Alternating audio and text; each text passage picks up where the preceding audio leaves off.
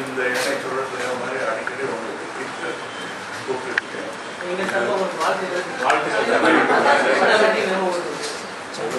இந்த ஒரு வசதியா இருக்கேன். இந்த அளவுக்கு உங்களுக்கு அன்பு இருக்கிறது என்பது எவ்வளவும்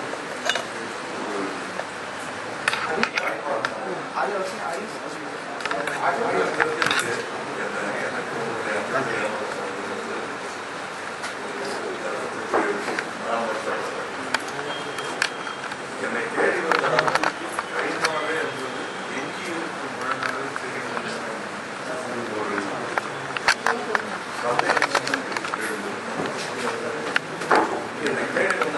ஒரு அன்பு ஈடு செய்ய முடியாத கடன். நான் போன வாட்டி வேற கடனை பற்றி சொல்லிட்டு இருந்தேன். இப்போ இதுக்கு எத்தனை வீடுகள் எத்தனை படங்கள் செய்தாலும் தீர்க்க முடியாத ஒரு கடனாளியாக என்னை ஆக்கி இருக்கிறது தமிழகம், இந்தியாவும் கூட. இதில் இனி நடந்த விஷயங்களை பற்றி எனக்கு அங்கலாய்ப்பதோ அல்லது கண்ணீர் வடிப்பதோ அர்த்தம் இல்லை. அப்போவே கண்ணீர் வடிக்கல, இப்போ எதுக்கு வடிக்கணும்? இப்போ கண்ணீர் என்று எனக்கு வந்தால் இந்த அன்பினால் வரும் ஆனந்த கண்ணீராகத்தான் இருக்கும். அது என்னை தேடி வந்த வீட்டு சாவிகளும் வீட்டு பத்திரங்களுடைய நகல்களும் செக்கும் கேஷும் எனக்கு இதற்கெல்லாம் அருகதையற்றவன் நான் என்பதை மட்டும்தான் எனக்கு சொல்லியது மனதிற்குள். இவ்வளோ அன்புக்கு அவங்க என்ன நினச்சிக்கிட்டு இவ்வளோ அன்பை என்கிட்ட கொடுக்குறாங்க? வெறும் ஒரு 2.5 மணி நேரம் சந்தோஷத்துக்கும் இந்த நான் செய்த 200 படத்துலேயும் இவ்வளவு அன்புக்கான ஈடு இல்லையே என்று யோசிக்கிறேன். இந்த மாதிரி மக்களின் அன்பினால் தான் தலைவர்களும் அமைச்சர்களும் மன்னர்களும் பத்திரிகைகளும் ஊடகங்களும் சாமியார்களும் எல்லாருமே வாழ்வது இந்த மாதிரி அன்பு. அதற்கு நான் எப்படி இதை ஒரு வாய்ப்பாக ஏற்றுக்கிறேன். சுயநலமான வாய்ப்பு, கூப்பிட்டா வருவேங்கிற தைரியத்தில் கூப்பிட்டேன். அடிக்கடி இந்த மாதிரி புலி வருது சொல்ல மாட்டேன் நான், ஏன்னா சொன்னதும் இல்லை. நான் இங்கே படம் இப்பொழுது கிட்டத்தட்ட 500 தியேட்டர்களில் நான் என்னமோ பழி வாங்கியே தீரும், உங்களுக்கு பணத்தை ஈட்டியே கொடுப்போம் என்ற ஒரு வெறியுடன் ரசிகர்கள் செயல்படுவது மாதிரி எனக்கு இருக்குது. கடன் தானே இன்னும் எவ்வளோ வேணால் வாங்க, நாங்கள் தீர்த்து வைக்கிறோங்கிற மாதிரி சொல்கிற மாதிரி எனக்கு அதில் கேட்குது. அதுக்காக வாங்க மாட்டேன், இனி ஜாக்கிரதையாக இருப்பேன். உங்களுடைய அதுவும் தமிழகத்தின் அன்பு வெள்ளம் எனக்கு நார்த்திலேருந்து எதிரொலிக்குது. வடநாட்டிலிருந்து அவங்க சொல்லிக்கிட்டு இருக்காங்க கூப்பிட்டு, எவ்வளோ பெரிய வெற்றி தமிழ்நாட்டில் என்பதை தமிழகத்திலிருந்து கேட்பதை விட நார்த்திலிருந்து எனக்கு செய்திகள் வந்துக்கிட்டு இருக்கிறது. அங்கேயும் படம் நன்றாக போய்கொண்டிருக்கிறது. ஒரு சில நாடுகள் இதை வெளியிடவில்லை இன்னமும். அதில் ஒரு வருத்தம். முக்கியமாக மலேசியா, துபாய் போன்ற இடங்களில் அது வெளியிட்டால் நன்றாக இருக்கும். ஏனென்றால் மக்களுக்காக எடுக்கப்பட்ட படம், அதுவும் முஸ்லிம் சமூகம் பார்க்க வேண்டிய படம், பார்த்து பெருமைப்பட வேண்டிய படம். இதில் என்னன்னா இதோடைய மேஜர் கான்டென்ட் என்னவோ, உட்கருத்து என்னவோ, ஒரு படத்தின் கௌரவம் என்னமோ, அதை தவிர வேற எல்லா கௌரவங்களும் இதற்கு வழங்கப்பட்டுவிட்டன. பேச்சுரிமை பற்றியும் ஃப்ரீடம் ஆஃப் எக்ஸ்பிரஷன் பற்றியும் பேசப்பட்டது. ஆனால் இதில் இருக்கும் கலை அது பாராட்டப்படும் பொழுதுதான் உலக தரத்தில் எனக்கு இந்த சினிமாவை உருவாக்கி தந்த எனது சக கலைஞர்களின் பெருமை வெளியே வரும். இன்று சொல்லுகிறார்கள், நான் ஒரு ஆங்கில படம் பார்த்தேன், யூரோப்பியன் ஃபிலிம் மேக்கர் பொலான்ஸ்கியுடைய படத்தை பார்த்துவிட்டு அப்படியே நேரே உங்களுடைய படம் பார்த்தேன், அப்படியே அந்த படத்தின் தொடர்ச்சி மாதிரி எனக்கு இருந்தது என்று சொல்வது தமிழனுக்கும் எனக்கும் கிடைத்த மாபெரும் பெருமையாக நினைக்கிறேன். முக்கியமாக என்னுடைய சக இயக்குனர்கள் அவர்களெல்லாம் கொடுக்கும் பாராட்டு எனக்கு உழைப்பதற்கான உத்வேகத்தை கொடுக்கிறது. இதில் இன்னும் நியூயார்க்கில் ஒரு ஃபண்ட்ரைசர் ஒன்று செய்ய இருக்கிறோம். அது 15ஆம் தேதி நடக்கும் என்று எதிர்பார்க்கிறேன். அங்கும் ஹிந்தி விஸ்வரூப் விழா கோலம் காண இருக்கிறது. நீங்கள் கவனிச்சிருப்பீங்க, ராய்ட்டர்ஸ் போன்ற பத்திரிகைகளில் சாதாரணமாக தமிழ் சினிமாவுக்கு இத்தனை நல்ல விமர்சனமோ இடமோ கிடைக்காத நேரத்தில் உயர் பதவி ஒன்றை அளித்திருக்கிறார்கள். இதற்கெல்லாம் அருகதை உடையவனாக இனிமேல் தான் நடந்து கொள்ள வேண்டும் எனக்கு தோன்றுகிறது. தொடர்ந்து விஸ்வரூபம் 2ஆம் பாகத்தின் ஒரு அறிவிப்பாக கூட இதை வைத்துக் கொள்ளலாம்.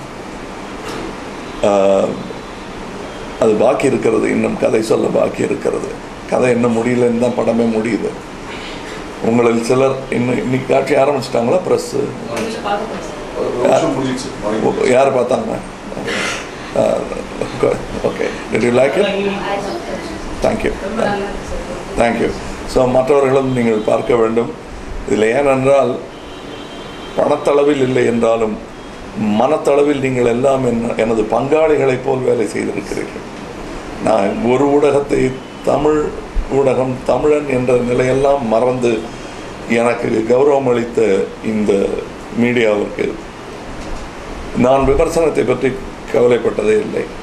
ஏன்னா அதுக்கு பதில் சொல்ல வேண்டியதில்லை. ஆனால் இந்த அன்புக்கு பதில் சொல்ல கடமைப்பட்டிருக்கிறேன்.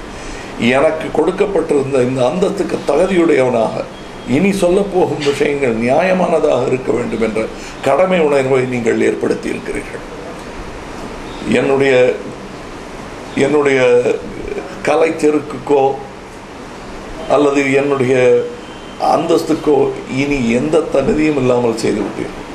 இனி நான் யார் தெரியுமா என்று உங்களிடம் கேட்க வேண்டாத அளவுக்கு உலகுக்கு நீங்கள் என்னை பற்றி எனக்கு அருகதை உள்ளதை விட அதிகமாக எடுத்துச் செல்வீர்கள். இது ஏதோ அவையடக்கம் என்று நினைக்காதீர்கள். உலக சினிமா தெரிந்தவன் நான். என்னை விட சிறந்த கலைஞர்கள் ஏழ்மையில் வாடிச்சாவதை பார்த்தவன் நான். அதனால தான் நான் கலங்காமல் நின்றிருந்தேன். நடிகர் திலகத்தெல்லாம் நான் போய் வீட்டில் பார்த்துருக்கேன். இப்போ நான் இருக்கிற இந்த ரூம் மாதிரி 3 மடங்கு அதிகம் உள்ள வீட்டில் இருந்து மடிந்தார்கள் அவர்கள். எனக்கு அதுக்கெல்லாம் பயம் இல்லை. ஆனால் விட்டு செல்ல போகும் அந்த சொத்து அல்லது என்னுடைய தடம், என்னுடைய ஃபிங்கர் பிரிண்ட் என்ன என்பதை பற்றித்தான் நான் இனி ஆலோசிக்கப் போகிறேன். உங்களின் நன்மதிப்பை பெறுவதும் விமர்சனம் மாறி வரலாம். ஒரு வாட்டி 5 கொடுப்பீங்க, 4.5 கொடுப்பீங்க, 0 கொடுப்பீங்க. பட் என்னுடைய முயற்சியின் உத்வேகம் எவ்விதத்திலும் குறையாது என்பதை இங்கு உறுதியளிக்க நான் கடமைப்பட்டிருக்கிறேன். காலமும் வயோதிகமும் வர்த்தகமும் என்னை எப்படி நடத்தும் என்று எனக்கு தெரியாது. எப்படி வேண்டுமானாலும் நடத்தும். அந்த வியாதிகளையும் மிஞ்சி உங்களுக்கு நல்ல படம் கொடுக்க முயற்சிப்பேன். ஏன் படத்தை பற்றியே பேசிட்டு இருக்கேன்னா அது மட்டும்தான் பேசுவேன். நான் எனக்கு வேறு தெரியாது. அடுத்து என்ன அரசியலுக்கு வரப்போகிறீர்களா என்று கேட்கிறார்கள். அது 35 வருஷமாக கேட்டுட்ருக்காங்க. இதே பதிலைத்தான் சொல்கிறேன். எனக்கு தெரிந்து நான் செய்வதற்கான பயிற்சி இதற்காக மட்டும்தான் எடுத்துக்கொண்டிருக்கிறேன். நல்ல தகுதியுள்ளவர்கள் தான் அந்தந்த வேலையை செய்ய வேண்டும் என்பதில் திண்ணமான நம்பிக்கை உடையவன் நான். அதனால்தான் என்னுடைய தொழில்நுட்ப கலைஞர்கள் எல்லாம் இவ்வளவு வலுவான வீரர்களாக இருக்கிறார்கள். அதேபோல் அரசியலுக்கு வரணும் ஒரு பெரிய பயிற்சி வேண்டி இருக்கிறது. அதற்கான பயிற்சியை எடுக்கும் எண்ணமும் மன வலிமையும் எனக்கு இல்லை. நேர்மை ஒரு பெரிய இடைஞ்சல். அதனால் நான் அதற்கு வர வாய்ப்பில்லை. என்னை கேட்டாங்க முந்தி சின்ன பையனாக இருக்கும்போது, நீங்கள் ஏன் அரசியலில் குதிக்கலைன்னு. ஐயோ அவ்வளோ உயரம் குதிக்க முடியாதுங்க, நான் கஷ்டம் அப்படின்ட்டு. நான் புரிந்தவர்கள் புரிந்து கொண்டு சிரித்தார்கள்.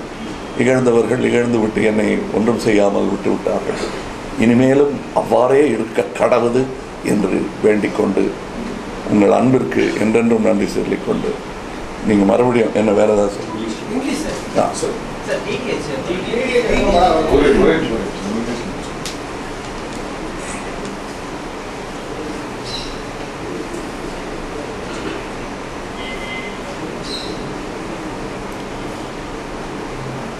மாயாஜாலில் 85 ஷோ போட்டிருக்கு.